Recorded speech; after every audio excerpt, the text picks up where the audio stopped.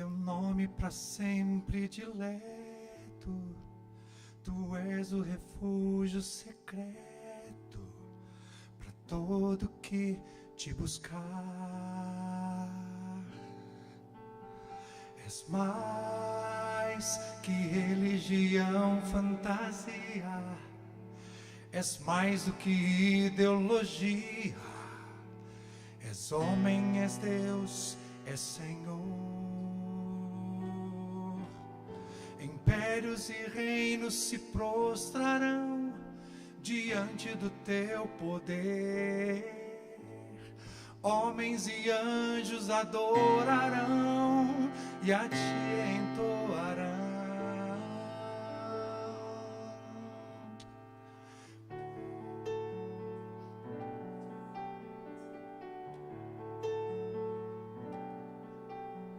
Amigo do coração de criança, tu és a razão de esperança para um mundo em busca de paz. Cristo, Deus Santo crucificado, Deus forte ressuscitado, sentado à destra do Pai. Impérios e reinos se prostrarão diante do teu poder. Homens e anjos adorarão e a ti entoarão. Lá, lá, lá, ya, lá, lá, ya, lá. La la la ya, la la ya, la la la ya, la la ya. Você pode me acompanhar? La la la la la ya, la la ya, la la la ya, la la ya, la la la ya, la la ya.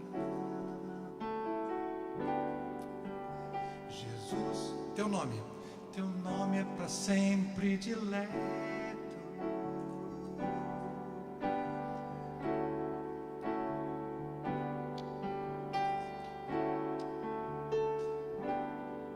Jesus, tu és o refúgio secreto. Tu és o refúgio secreto.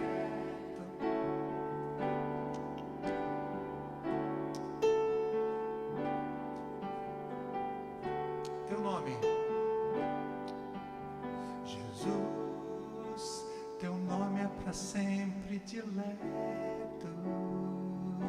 Jesus, tu és o refúgio secreto. Impérios e reinos se prostrarão diante do teu poder. Homens e anjos adorarão e a ti entoarão.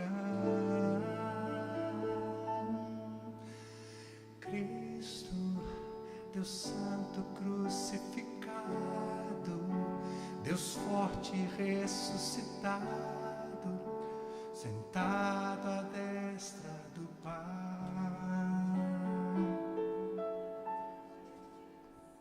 Aleluia, glória a Deus.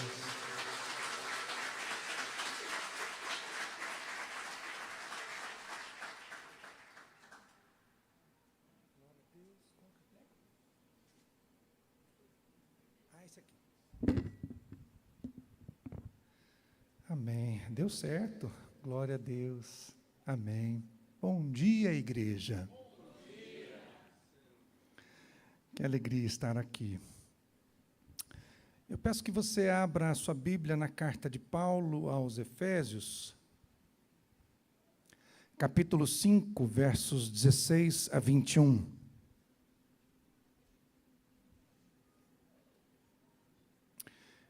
Efésios, capítulo 5, versos 16 a 21. Enquanto você localiza, eu me lembrei de um causo, nem sei se já não contei aqui, que a gente vai ganhando idade e vai repetindo as coisas, né? Mas é que me lembrei que uma vez eu fui a uma igreja e o pregador pediu para abrirmos em Sofonias. E foi dando uma agonia, então ali já era um momento de provação, porque comecei a suar mais forte. E aí você vai observando os irmãos ao lado, já se encontrando, já encontrando o texto, e eu pensei, mas onde é que está Sofonias na minha Bíblia? E aí o pregador começou a mensagem, e você vai sendo provado pelo Senhor, porque você pensa assim, eu precisei ler mais a Bíblia, né? Precisava ler mais, para estar familiarizado com alguns livros de menores capítulos. Mas aí chegou a fase da tentação. A tentação é você abrir a Bíblia em qualquer livro para aquietar, porque aí o irmão do lado não sabe se você está em Sofonias ou não. Mas o pior de tudo é que o pastor não chegou em Sofonias. Eu estou dizendo isso porque eu vou ler o texto de Efésios e vou pregar, mas prometo voltar nele.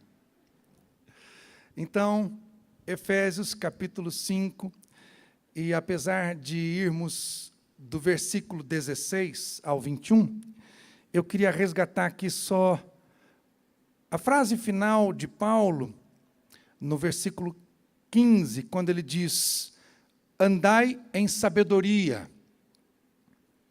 E aí, então, vamos do 16 em diante. Andai em sabedoria, aproveitando bem cada oportunidade, porque os dias são maus. Portanto, não sejais faltos de juízo, mas buscai compreender qual é a vontade do Senhor. E não vos embriagueis com vinho, que leva à devassidão, mas deixai-vos encher pelo Espírito, falando entre vós com salmos, hinos e cânticos espirituais, cantando e louvando de coração ao Senhor, e cotidianamente dando graças por tudo a Deus, o Pai, em nome do nosso Senhor Jesus Cristo, sujeitando-vos, pois, uns aos outros, no temor de Cristo. Eu queria orar mais uma vez. Pai querido, nós já fomos profundamente visitados. Quantas coisas o Senhor já fez aqui conosco no louvor, no momento de oração.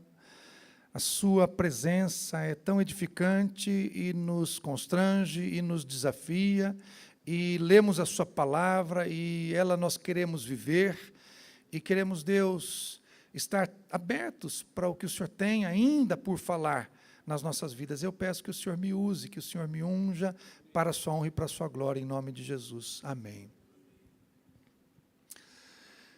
Queridos, na semana passada, nós comemoramos a Páscoa. A ressurreição de Cristo é, para nós cristãos, a data mais emblemática, mais significativa, mais importante, mais especial. É claro que nós nos emocionamos, nos alegramos, festejamos o nascimento de Cristo, que de tão importante é, divide a história da humanidade em dois períodos, antes e depois de Cristo. Mas eu queria resgatar o tema da Páscoa e fazer conexão com o que temos ouvido e aprendido aos domingos acerca da igreja e da sua missão. E faço isso com uma provocação, com um pensamento. E o pensamento é o seguinte: Jesus é o Cristo ressurreto que vive, e vive para que tenhamos vida. E faço uma pergunta: que vida temos vivido? Vou repetir. Jesus, o Cristo ressurreto, vivo está, e Ele vive para que nós tenhamos vida. Então fica uma pergunta: que vida nós temos vivido? Parece que até a semana passada tudo contribuía para a repercussão do assunto. Se alguém fosse viajar, o outro, independente da sua fé, diria assim: boa viagem, bom feriado e feliz Páscoa. Mensagens no WhatsApp eram disparadas de Feliz Páscoa, e eu não sei com você, mas eu recebia mensagens, e eu pensei, mas eu jamais iria imaginar que esta pessoa tinha uma lembrança ou associação ao nosso feriado cristão. No Instagram, o posts que podiam ser curtidos ou repostados. Enfim, quantas oportunidades para explorar o tema e falar de Jesus. Mas e agora que passou? Que se passaram alguns dias. Qual o impacto dessa verdade na nossa vida e como impactar as pessoas que nos cercam, sem a ajuda do comércio ou das tendências do momento? E eu queria desenvolver um raciocínio com vocês, até regressar ao texto que lemos, mas voltando à Páscoa judaica no Velho Testamento. E talvez alguém pense assim, alguém avisa o Marcelo que ele está uma semana atrasado? E é justamente sobre isso que eu queria pensar com vocês. Quero dar 2 exemplos. Assim como uma pregação, uma mensagem, um sermão, uma palavra pode, talvez deva ter uma característica sempre evangelística, com direito a apelo. Assim como na semana que vem nós vamos cear, e isso por orientação do Senhor Jesus, quando nos reunimos como um memorial, para lembrarmos do sacrifício do Senhor Jesus na cruz do Calvário, e nós como seu corpo. Assim também eu penso que a ressurreição de Cristo deve estar presente sempre nos nossos corações e nas nossas mentes. Porque isso nos move a viver a vida que o Senhor Jesus tem para nós. Até porque o que fica para o mundo é a imagem de um Cristo crucificado, ensanguentado e, abro aspas, derrotado, fecho aspas. Quando na realidade o Senhor Jesus é vitorioso, é vencedor, e nós somos vencedores com Cristo, e mais do que vencedores em Cristo Jesus. Amém? Queridos, a Páscoa no Velho Testamento era a celebração do povo de Israel pela libertação dos seus antepassados da escravidão no Egito. Então, para os judeus, essa época marca a saída do povo hebreu do Egito sob a liderança de Moisés.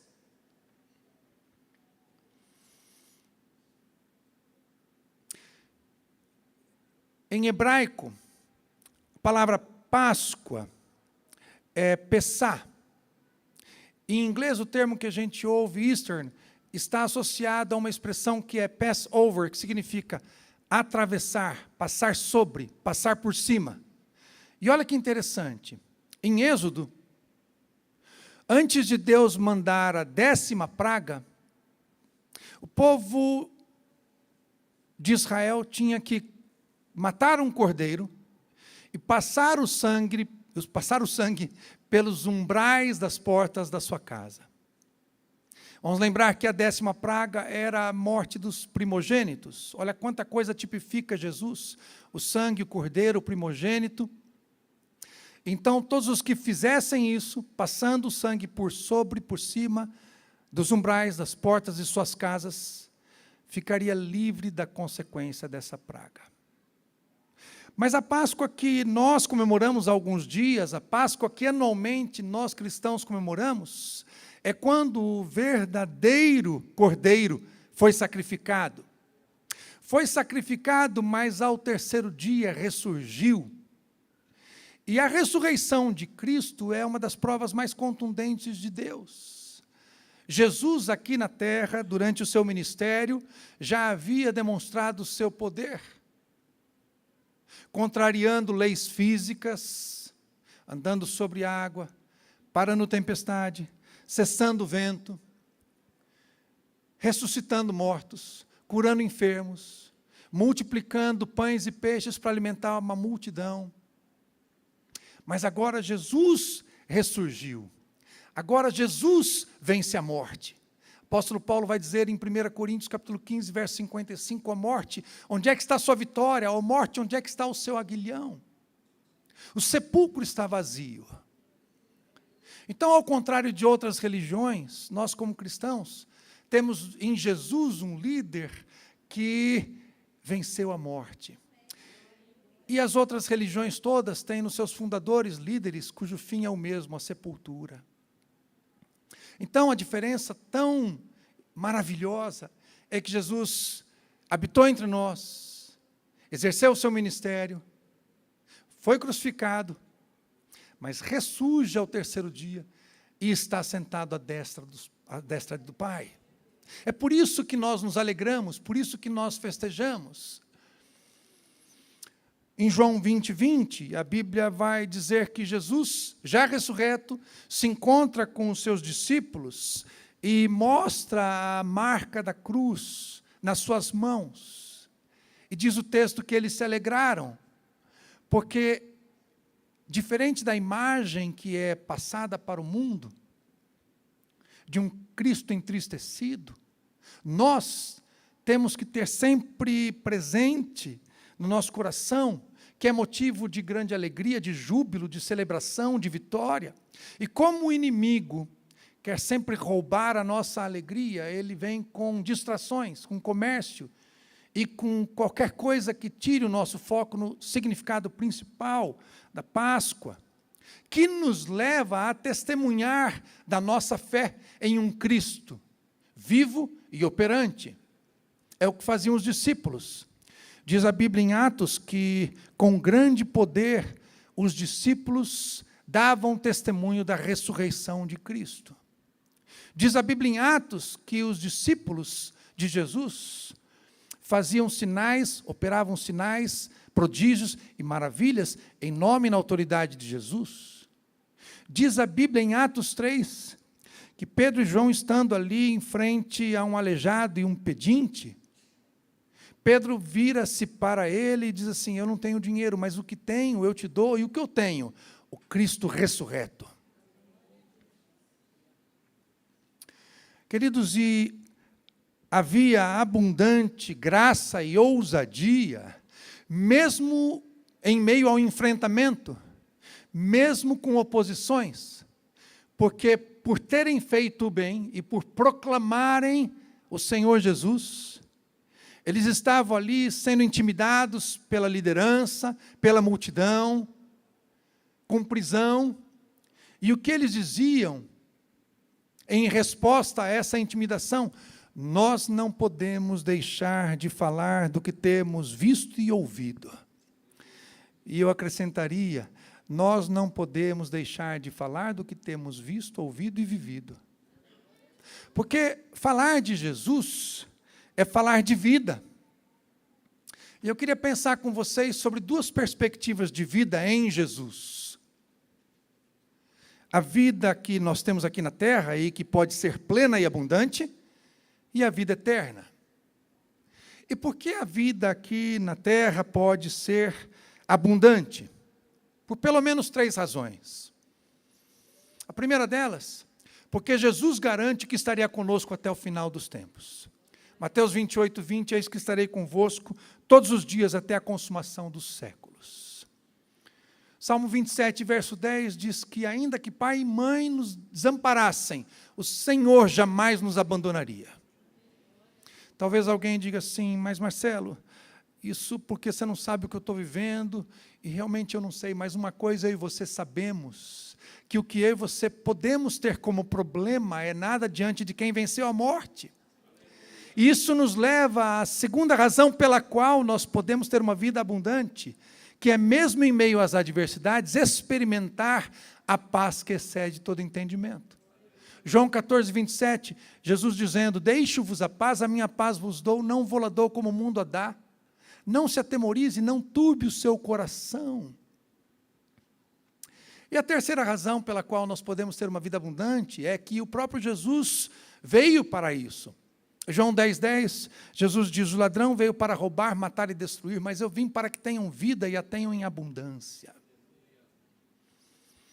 E por que algumas pessoas estão distantes dessa realidade, ou podem estar distantes dessa realidade? Queridos, porque podem estar assim como o povo de Israel, que estava preso, cativo, que estava opresso, oprimido, aprisionado, podem estar presas em suas próprias convicções, presas em pecados, presas em embaraços, presas em religiosidade.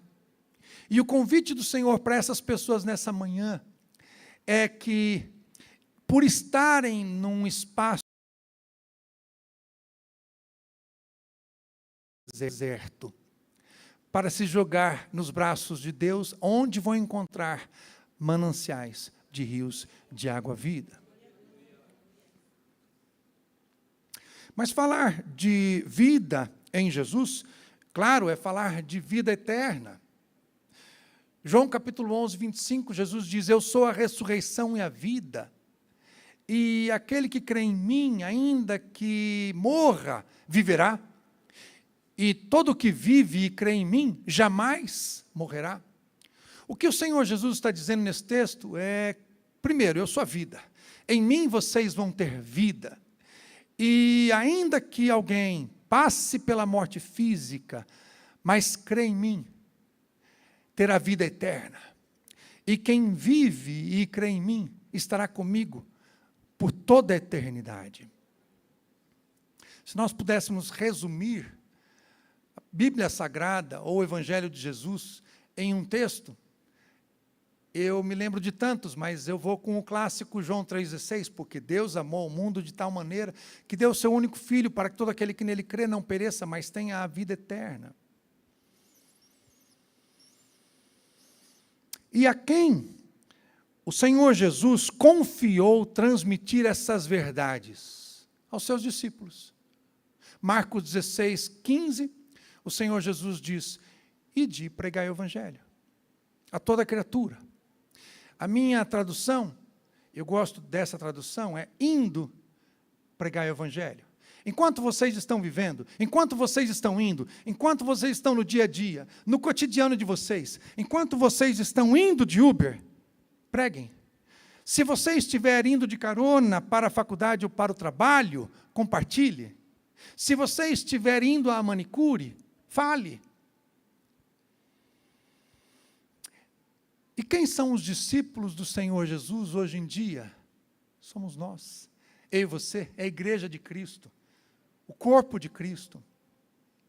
1 Pedro capítulo 2, verso 9, diz: vós sois geração eleita, sacerdócio real, nação santa, povo de propriedade exclusiva de Deus, cujo propósito é proclamar as grandezas daquele que vos transportou das trevas para a sua maravilhosa luz. Cujo propósito é proclamar as grandezas daquele que vos transportou das trevas para a sua maravilhosa luz. Quando nós temos uma igreja madura, que caminha em unidade de espírito, e ela é forte, como a nossa igreja, o evangelismo se torna mais eficaz. Mas há um problema, queridos. O problema é que, de forma geral, a igreja está doente. A igreja que eu digo é universal. E a igreja está doente porque, se você pensar, há países europeus em que a frieza e o ceticismo impedem ou dificultam a vida dos missionários. A igreja americana, que teve berço, que teve origem, que teve sempre uma veia no protestantismo, hoje há igrejas que, em época de Páscoa, não usam a expressão sangue, morte ou calvário para não intimidar o fiel, para não afastar o fiel. Aqui no nosso país, o que nós mais temos visto é o crescimento de profetas falsos com suas profetadas. Mas, amado, isso já havia sido profetizado pelo Senhor. Nos últimos tempos, aumentaria o número de falsos profetas e falsos mestres. Pastor Oswaldo, no último domingo, retomou algo que já tinha trazido para nós no outro domingo, a respeito dos poliigrejados ou dos desigrejados. E eu penso que os poliigrejados vão rodando, rodando, circulando, circulando, até acharem e ouvirem aquilo que querem ouvir. E quanto aos desigrejados, eles alegam desilusões com pessoas e lideranças, como se não tivessem as mesmas imperfeições. E o que a gente faz com tudo isso, então, queridos? Eu queria trazer algumas reflexões para vocês, algumas perguntas reflexivas, perguntas retóricas, perguntas cujas respostas estão no texto que nós lemos. Perguntas que vão nos responder, ou vão nos levar a uma resposta de como não adoecer. primeira pergunta que eu queria fazer é a seguinte: como nos protegemos? Como nós nos blindamos? E eu volto ao texto, mas volto do fim para o começo. Portanto, queria pedir para você me acompanhar nos versículos 19 a 21, quando Paulo diz assim: caminhem em sabedoria, falando entre vós com salmos, hinos, cânticos espirituais, cantando e louvando de coração ao Senhor, e cotidianamente dando graças por tudo a Deus, o Pai, em nome do nosso Senhor Jesus Cristo, sujeitando-vos, pois, uns aos outros no temor de Cristo. Aqui é a igreja. O que Paulo está falando é a dinâmica de igreja.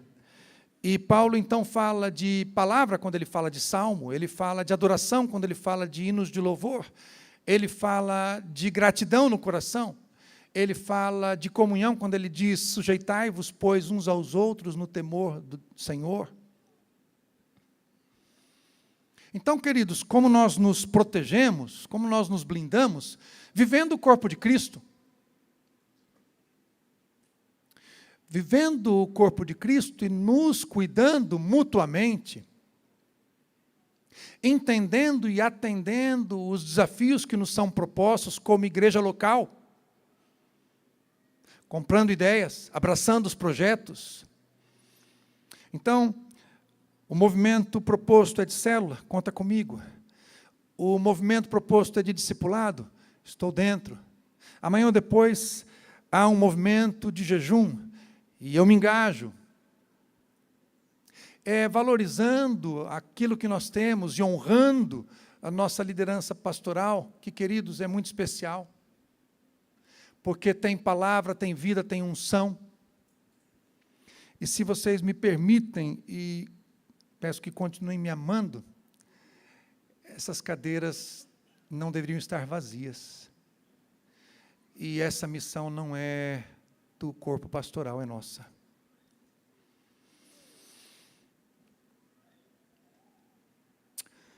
Mas há uma segunda pergunta que a gente pode fazer em razão do que Paulo destaca aqui como convívio de igreja. Porque nós falamos aqui de comunhão, e pastor Oswaldo, alguns domingos, falou sobre o convívio, que vai gerar um lixando o outro. Alguém pode dizer assim: puxa vida, mas tem gente, tem relacionamento, isso aí vai dar ruim. Como é que a gente faz para não se frustrar, para não se decepcionar? Querido, só tem um jeito: mantendo o foco em Cristo. Jeremias 17:5 vai dizer: maldito o homem confia no homem. Jeremias 17:9 vai dizer: enganoso é o coração do homem. Portanto, se não dá para olhar para o outro, se muito menos dá para olhar para nós mesmos, Jeremias 17:7 diz: bendito é o homem cuja confiança está plenamente depositada em Yahvé, e a sua fé está firmada no Senhor.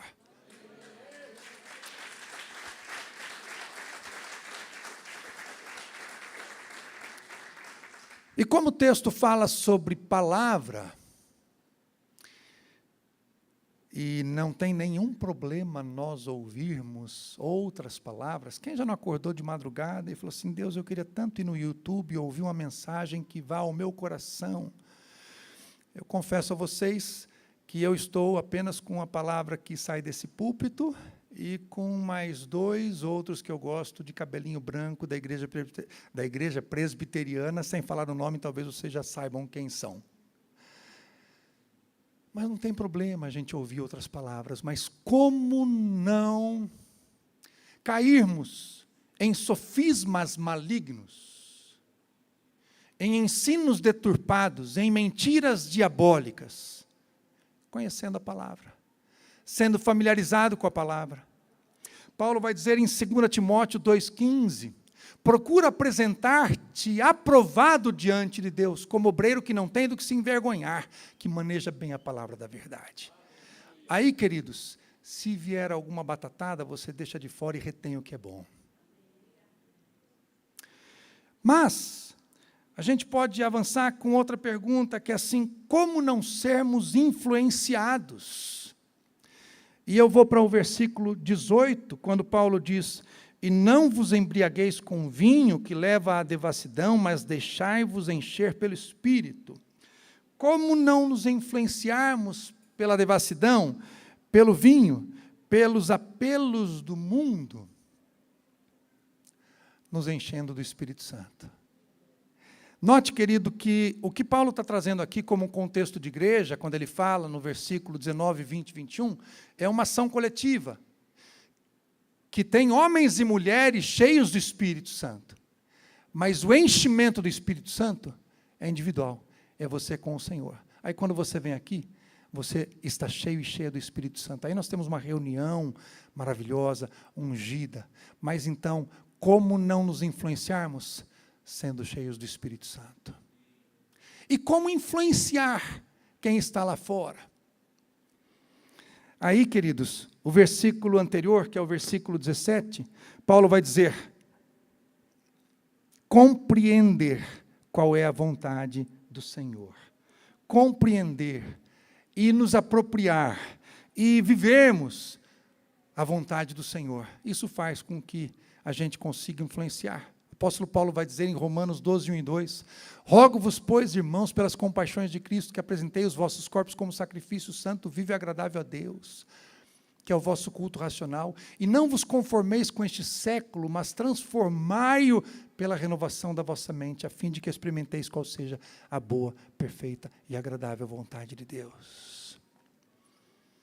E como contagiar, como expandir, como pregar, como não termos mais assentos vazios? Paulo começa dizendo: remindo o tempo, porquanto os dias são maus, aproveitando as oportunidades, criando as oportunidades. Paulo vai dizer em Romanos capítulo 10, versos 14 e 15, como invocarão aquele em quem não creram? Como crerão, se não ouviram? Como ouvirão, se ninguém pregou? Como pregarão, se não foram enviados?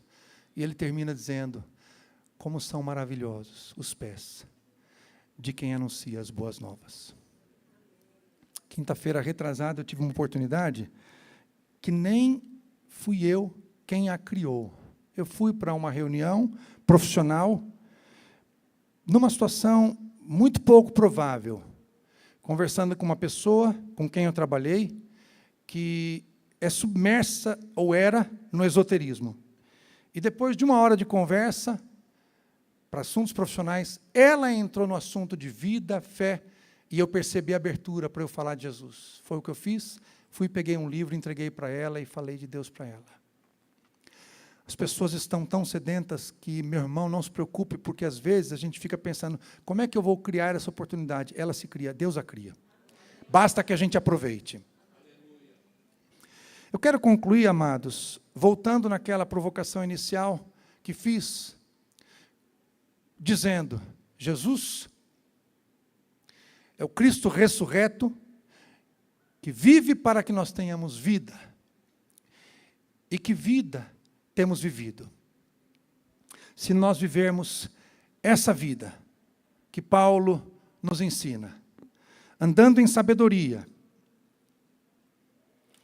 aproveitando as oportunidades para compartilhar a palavra, conhecendo e nos apropriando da vontade de Deus, nos enchendo do Espírito Santo, falando entre nós com salmos, cânticos, hinos espirituais, tendo o coração cheio de gratidão e vivendo em comunhão, nos sujeitando um ao outro, no temor do Senhor, nós viveremos uma igreja frutífera, com cuidado pastoral, com cuidado mútuo e que arranca vidas que estariam indo para o inferno. Essa é a igreja que nós queremos viver.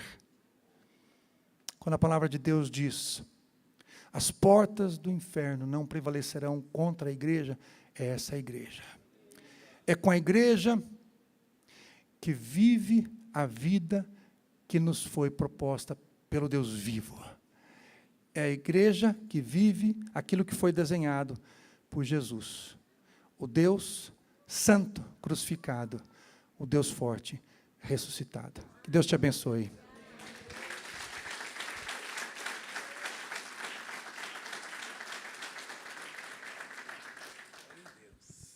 Obrigado, Marcelo. Amém, queridos. Que palavra abençoada, não? Vamos orar, então. Senhor, nós te agradecemos por tudo que já aconteceu aqui, pelo teu amor, pela tua misericórdia. Eu digo misericórdia, Senhor, porque estamos sob efeito dela. Porque temos tanto que avançar, temos tanto que melhorar, temos tanto que nos entregar, temos tanto que nos consagrar. A gente tenta por nós mesmos, mas é difícil, Senhor. Mas o Senhor pode nos ajudar. A tua palavra diz que nós devemos desenvolver a nossa salvação com temor e tremor. E afirma em seguida que é o Senhor quem opera em nós o querer e o efetuar. Por isso eu quero pedir que tu toques na nossa vontade letárgica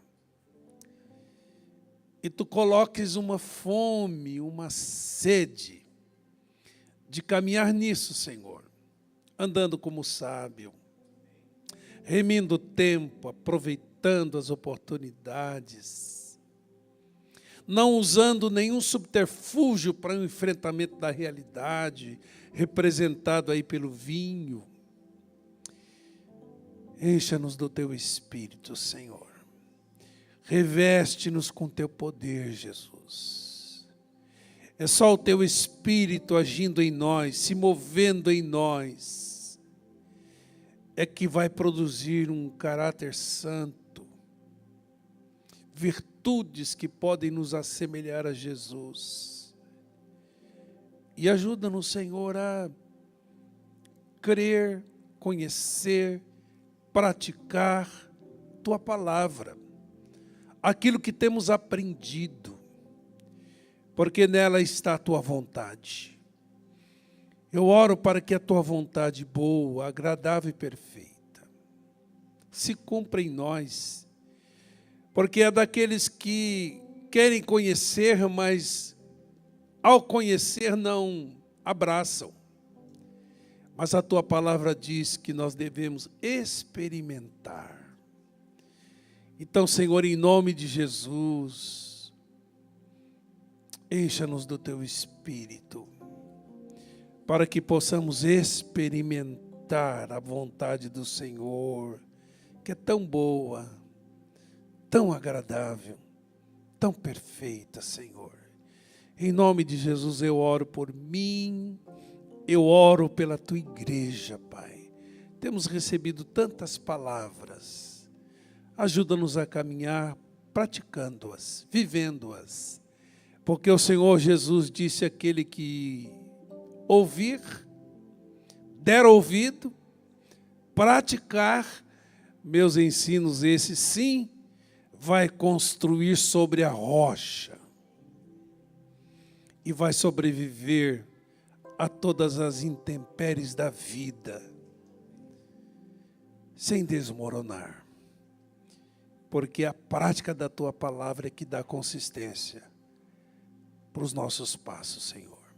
Então abençoa-nos assim, em nome de Jesus. Obrigado pela vida do Marcelo, obrigado porque ele tem acrescentado virtudes, princípios, toda vez que prega aqui.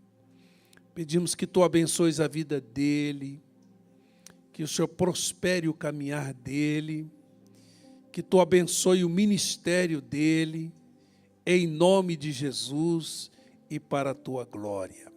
Amém. Estenda a tua mão e que a graça do Senhor Jesus Cristo, o amor de Deus o Pai, as consolações do Espírito Santo, sendo realidade na sua vida e na sua existência, possa te dar vida abundante, vida frutífera e vida vitoriosa para a glória de Deus, em nome de Jesus.